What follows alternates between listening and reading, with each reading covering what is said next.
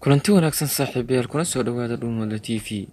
Qodobada aan idiin haynana waxaa ugu dooroon dowladda Soomaaliya oo ciidamo ka dejisay magaalada Caalwaq ee ka tirsan gobolka Gadow. Madaxweynaha Mareykanka Donald Trump oo sheegay inuu ciidamadiisa kala soo baxayo Soomaaliya. 14 Oktoobar 2017 qaraxii ka dhacay Muqdisho maxaa laga xasuustaa?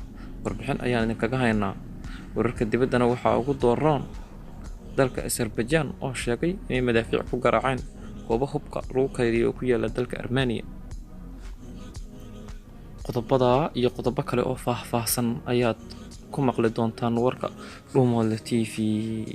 Fadlan haddii ay tahay daawade markii kuugu horreysay ee aad soo booqato Dhuumoodle TV, subscribe saar, kambalelkana furo si aad u hesho wararkii ugu dambeeyay ee saacad kasta halkani ku baahino. Aan ku bilowno. Dowladda Soomaaliya ayaa ciidamo ka dejisay magaalada Caalwaq ee gobolka Gadow.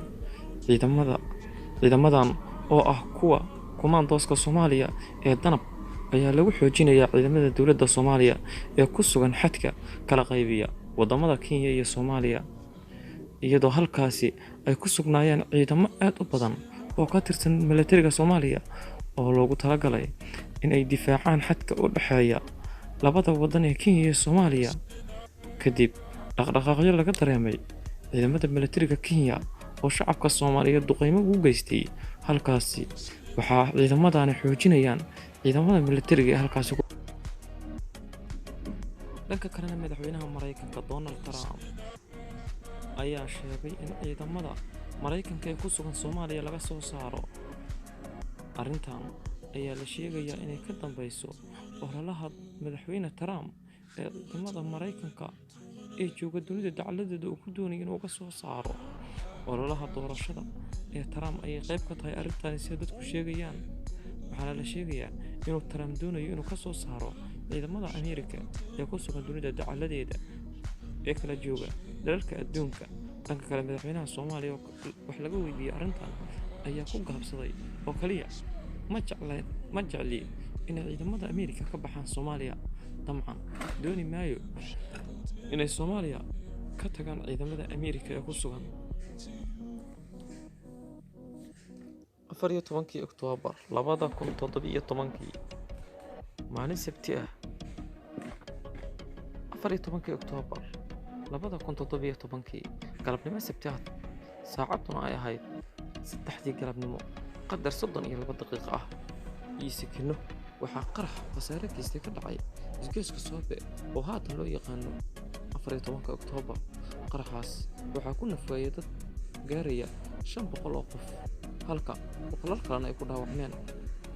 maadaama ay ahayd goobta goob aad u mashquul badan, inta badan xilliga galabtii ah dadku way ku badan yihiin goobtaas, maxaa yeelay dadku waa kuwa shaqada ka rawaxaya iyo kuwa shaqadooda soo gelaya. sidaasna waa lagu kala gadoomayaa. gaari ah kuwa xamuulka oo laga soo buuxiyay waxyaabaha qarxa ayaa halkaasi lagu qarxiyay. waxaa ku nafwaayay dad laf dhabar ah bulshada Soomaaliyeed.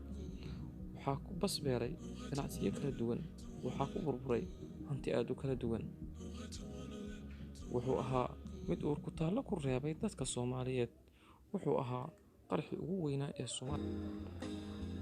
haatan waxaa laga joogaa muddo 3 sano ah, ilaa iyo haatan lama hayo cid si cad u sheegata markii laga reebo in dowladdu ku aadaysay Al-Shabaab. ugu dambeyntiina, wararka dibadda Azerbaijan ayaa maanta sheegtay inay burburisay xarumo ku yaala dalka Armenia oo laga soo rido gandaalada lagu weeraro goobaha dadweynaha ee dalka Azerbaijan.